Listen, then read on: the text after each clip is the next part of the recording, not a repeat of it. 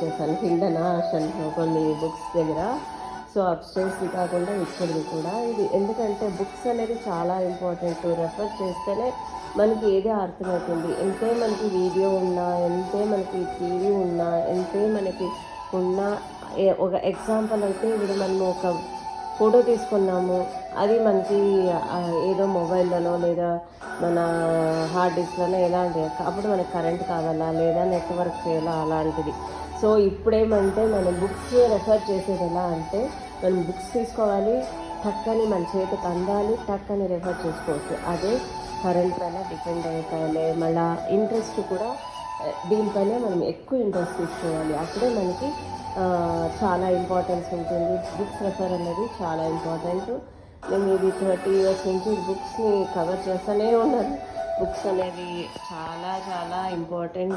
Don't miss my dear students. Books